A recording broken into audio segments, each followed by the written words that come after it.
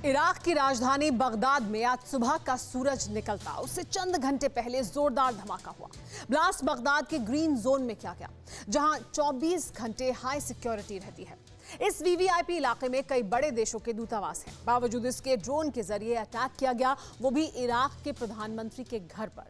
इस drone attack में Iraq के प्रधानमंत्री अल कदीमी तो बाल बाल बच गए, मगर इराकी प्राइम मिनिस्टर की सुरक्षा में तैनात 7 जवान घायल हो गए। अब सवाल यह है कि आखिर इराक के प्राइम मिनिस्टर किसके टारगेट पर हैं? वो कौन है जो इराक में तख्ता पलट करने की कोशिश कर रहा है? और सबसे अहम यह कि बगदाद के ग्रीन जोन में बारूदी साजिश किसने रची? देखिए इस रिपोर्ट में।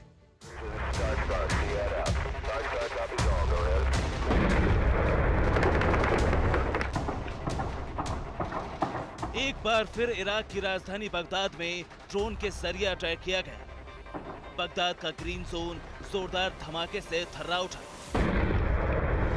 हर तरफ अफरा तफरी और कोहराम मच गया, क्योंकि जिस जगह ब्लास्ट हुआ वो इराक के पीएम मुस्तफा अल कदीमी का घर था।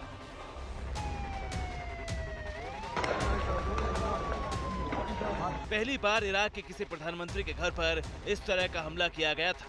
आखिर यह हमला किसने किया, क्यों किया, अल कदीमी को टारगेट करने के पीछे का मकसद क्या था, ये सब कुछ आपको सिलसिलेवार ढंग से बताएंगे। लेकिन उससे पहले ड्रोन अटैक के बाद पीएम हाउस का मंजर देखिए। फर्श उखड़ा हुआ है, दीवारें जर्जर हो चुकी हैं। पीएम हाउस का जर्रा जर्रा बारूदी धुएं से सना हुआ है। जहां तक नजर जा रही वहां सिर्फ और सिर्फ धमाके के बाद तबाही नजर आ रही।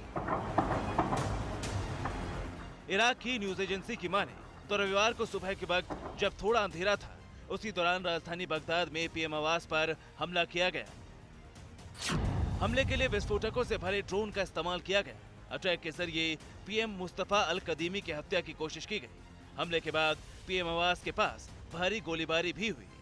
इस ड्रोन अटैक में इराक के पीएम कदीमी मामूली रूप से घायल हुए। पीएम मुस्तफा अल कदीमी को अस्पताल में एडमिट कराया गया। पीएम आवास पर ड्रोन हमले में 6 सिक्योरिटी अफसर भी घायल हुए।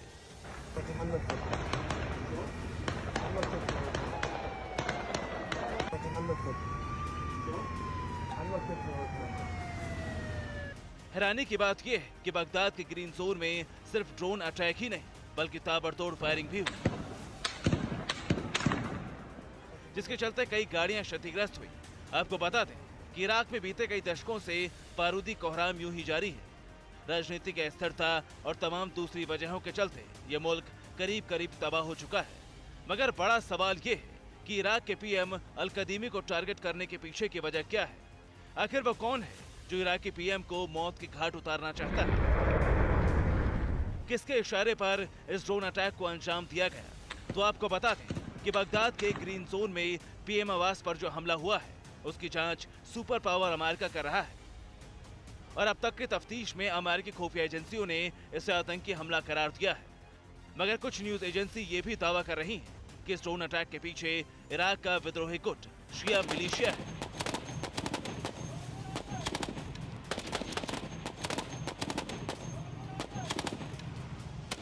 जिसे ईरान का खुला समर्थन है। यह आशंका जताई जा रही है कि ईरान समर्थित गुट शिया मिलिशिया हाल ही में इराक में हुए चुनावों से नाराज था। पिछले महीने 10 अक्टूबर को इराक में आम चुनाव हुए, जिसके बाद अल कदीमी इराक के पीएम बने। विद्रोही गुट ने अल कदीमी पर चुनावों में धांधली का आरोप लगाया। इस दौरान लगातार बगदाद के ग्रीन जोन में प्रदर्शन भी किए गए।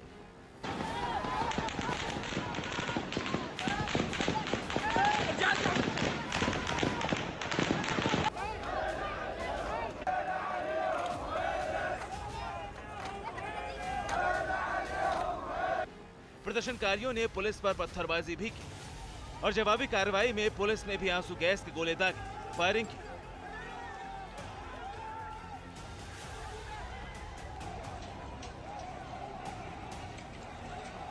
इसी के चलते इराक का विद्रोही गुट भड़क गया और अब ये कयास लगाए जा रहे हैं कि शिया मिलिशिया ने ही ड्रोन अटैक की साजिश रची ताकि इराक के पीएम अल कदीमी से बदला लिया जा सके।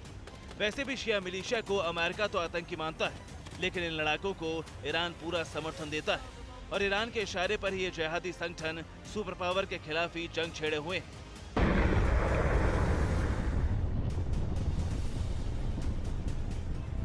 ईरानी जनरल कमांडर सुलेमानी की मौत के बाद खाड़ी में कई ऐसे गुट हैं जिन्हें ईरान ने अमेरिका के खिलाफ खड़ा किया है। लगातार ये विद्रोही गुट अमेरिका के अलग अलग सैन्य ठिकानों पर गोला बारूद बरसा रहे हैं ताकि खाड़ी मुल्कों में अमेरिका के पांव उखड़ सके। लिहाजा इस ड्रोन अटैक की जांच अब अमेरिका ने अपने हाथों में ले ली। Bureau report, TV Bharatvarsh. अड़ी सोमवार से शुक्रवार शाम 6 बजे सिर्फ टीवी 9 भारतवर्ष पर।